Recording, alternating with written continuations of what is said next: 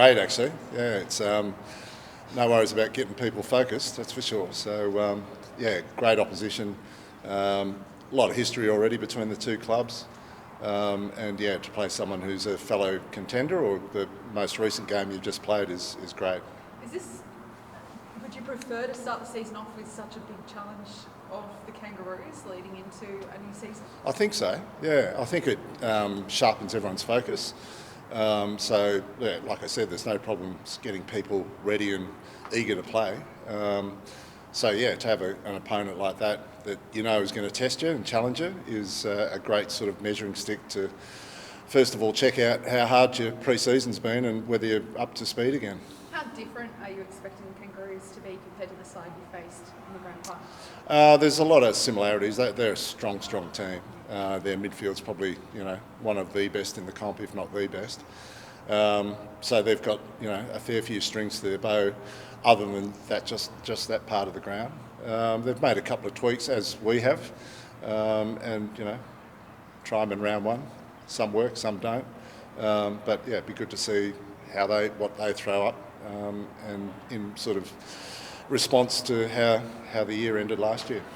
You sort of thrived over the years of kind of flying under the radar or underdogs, or how do you feel like you got a bit more of a target on your back this year? No, I don't. They've already canvassed people across the league, and none of us have got us winning again. So it's the same old. I don't know if you watched the last game of last year, and not so much, more the method and the heart and the spirit of our team. That's the bit that gets underestimated a fair bit. So, we've had another really hard pre-season. I always say to the group that I'm not interested necessarily on the scoreboard. It's just what it looks like, and what they've done so far has been super across the pre-season. But our girls love getting out there and competing. We're going to win some, we're going to lose some, but they should make Brisbane Lions supporters immensely proud, because their standard of competing is very, very high. With the expansion, you've had to kind of reinvent yourselves a lot over the journey, but this year maybe not so much, or how's it changed now that the roster is sort of intact relatively compared to previous years? It's helpful, but I was actually thinking about this the other day, whether change is good and invigorating, and at times, and we have got some new players in the group. We've got 5 draftees from our academy and a couple from interstate. So they'll all put their hands up at some point. It could be as early as this week. So that changes your look straight away. We've obviously got an experienced champion of the club coming back, putting her hand up as well. So there'll be some differences, and there'll be a bit of change, and I think it does invigorate you to a degree. But to answer your question, stability and people playing together, what price do you put on that? Courtney will play her 50th game this week. She'll be the 15th person on our list to play 50 or more games. Knowing each other's game and familiarity with each other, you've got to put a price on that as well, and I think that's valuable. Yeah, it sounds like you do kind of like having some new faces there. It's probably an easier way to find improvements if there's just fresh cattle there, but is that a different challenge now to get improvements with that consistency as well? Yeah, no one stands still in sport, and you've just constantly got to keep getting better and find different ways and better ways of doing things. So how you finish the year before, regardless of the result, you're always looking for something better. So yeah, people will come in and change the look of us and hopefully make us better. So that's throwing girls in different positions potentially to what we've seen previously. I think that gave us the confidence last year to do that more often, no doubt about that. So to flick things around a bit and try and find solutions as the game unfolds is probably something that we've been a little bit more reluctant to do, because we've liked to let players bed themselves down in certain spots and get some confidence that way. But now I think there's no harm in throwing up a challenge in game. Prefer to do it between weeks to give people some time to think and plan, but sometimes you've got to do it in game. So if you have to, you have to. You've got this weekend to start that sort of say, like the gap in the men's season gives the AFLW a platform on its own. Is that a long-term solution, do you think, or where do you see the season evolving to eventually? Everyone seems to want this week. could be wildcard week next year. So I don't know how much longer it's going to be our week. So yeah, at some point, if we want to keep expanding, we've got to find other parts of the calendar which is condensed, as you know, and chock full. So at some point, it's inevitable, I reckon, that we're going to have to overlap more with the men's comp. Now that actually might present some nice opportunities as well. We haven't really explored the whole double header thing too much. We had one here at the Gabba 2021. It was a great night. We played North, the boys played Sydney in their first game, and it was terrific. So we're always looking for ways to expose our great team, the women's team, to more of the Brisbane Lions faithful, because there's 60,000 of them now that are members, and only a small fraction of them ever show up here to Springers to watch us play. So we've got to find ways to get that group of people actually watching our games, because I'm sure they'll be impressed. On that, you've got next week the Bulldogs, men's and women, play 2 hours apart in different venues. It's obviously they're not doing as well as they could, are they, at the moment in terms of fixturing? Yeah.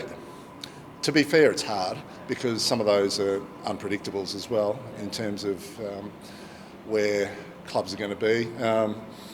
Generally, yeah, everyone speaking to each other and working together is probably the solution, but I think in that particular case it might be a bit hard for that to happen. But yeah, in principle, I think the more that we can get the whole footy public thinking AFL, whether it's men's, women's, VFL, whatever level it is, it's our code, it's our one sport. So in saying that, moving forward, would you like to see a lot more double headers for the AFLW leading into the AFL? I don't know about a lot more, because we have a unique product and we want to keep our own space a bit, and we have this magnificent venue as well, so we've got to utilise here as much as we can. But there's an opportunity there to have a look at how that might enhance attendance at our games down the track. If we're able to play maybe a game at the Gabba and 15,000, 20,000 Brisbane Lions supporters see us who haven't seen us before and say, you know what, I'm going to Springers next time they play. If that happens, that's probably a nice outcome.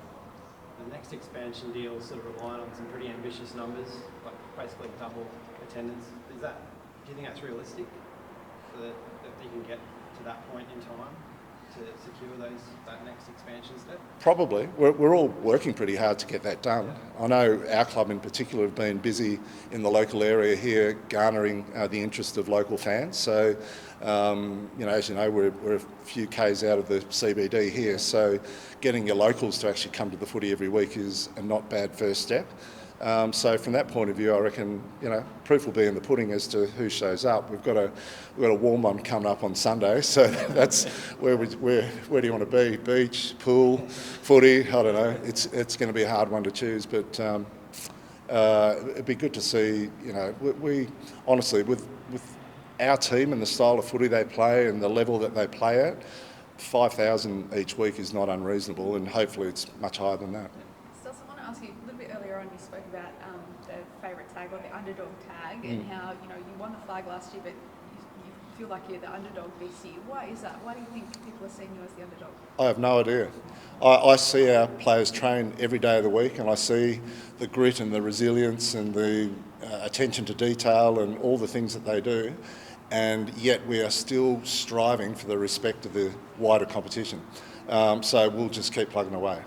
It's great incentive for us to not be touted as that, and in some degree it makes me a little bit angry, but I think it's great for us just to keep proving yourself, just keep banging the door down. Does that make you even hungrier, or make the team? Absolutely. Yeah, absolutely it does, because I think we've worked so hard for a bit of respect, and it's going to take forever to get it by the looks of it. Some coaches might say that might be a good thing, so there's less pressure on the girls? Not so much. There's pressure every time we go out and play. There's pressure this week. There'll be pressure at training tonight. We're in sport. We're trying to win the comp. There's expectations because we've been okay.